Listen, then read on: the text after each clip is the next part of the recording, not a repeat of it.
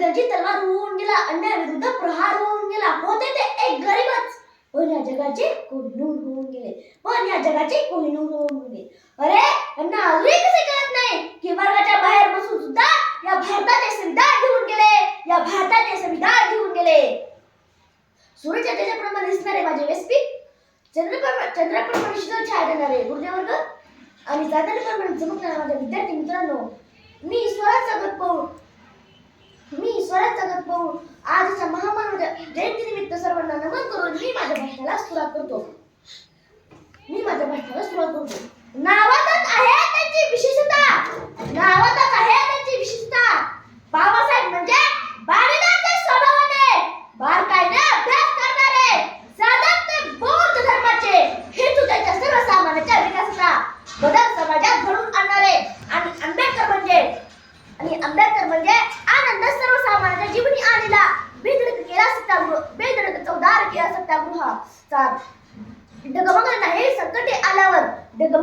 संकटे आल्यावर करते समाज उन्नतीचे, रचिते भारतीय संविधानाचे अनेक वर्ष चतुर्वर्ण विवेचनेच्या नावाखाली अन्याय सहन करणारे समाज बांधव, रेंडा खायला भाकर, प्यायला पाणी व चालायला रस्ते सुद्धा मिळणं कठीण होतं अशा दीनदलितांची व्यथा जाणून व त्यांचे अश्रू पुसण्याचे कार्य डॉक्टर बाबासाहेब आंबेडकर यांनी केले. होते अंधाराला दिवस दिसत नव्हते प्रकाशाचे किरण. पुसण्यात त्यांचे अश्रू गेले दीनदलितांचे नवसंजीवन. अवतरला एक महामानव, नाव त्याचं भीमराव आंबेडकर. अशा या महामानवाचा जन्म मध्य प्रदेशातील महू या गावी 14 एप्रिल 1891 रोजी झाला. त्यांच्या वडिलांचे नाव रामजी तर आईचे नाव भीमाबाई असे होते. त्यांना वाचनाचा छंद लागला तो त्यांच्या वडिलांमुळे.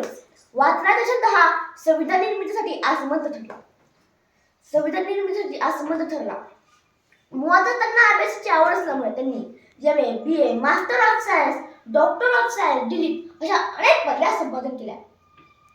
त्यांनी अनेक मौलिक विचार मांडले, जसे की शिक्षण हे वाघिणीचे दूध आहे, जो प्राशन करेल तो भुगुरल्याशिवाय राहणार नाही.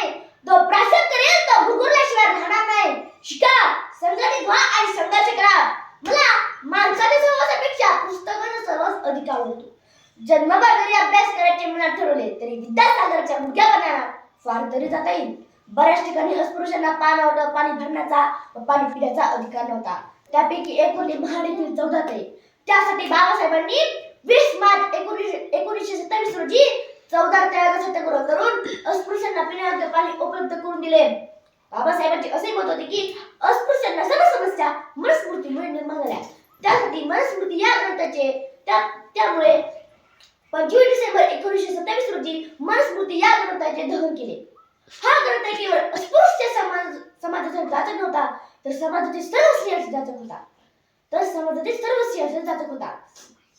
संविधान लिहिण्याचे कार्य डॉक्टर बाबासाहेब आंबेडकर यांनी केले. जगावं कसं, अन्याय विरुद्ध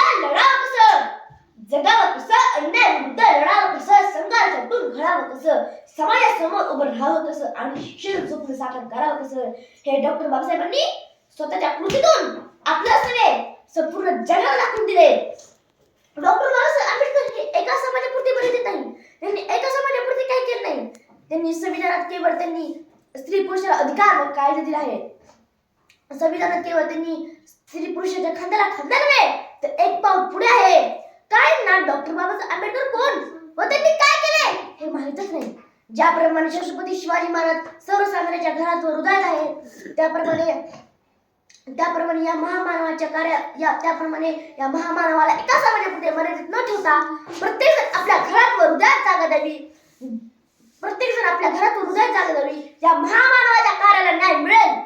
जात मी एवढंच म्हणेन, दौलत मिली किसी को तो धनवान बन गया, दौलत मिली किसी को तो धनवान बन गया, ताकत मिली किसी को तो पहलवान बन गया, ताकत मिली किसी को तो पहलवान बन गया.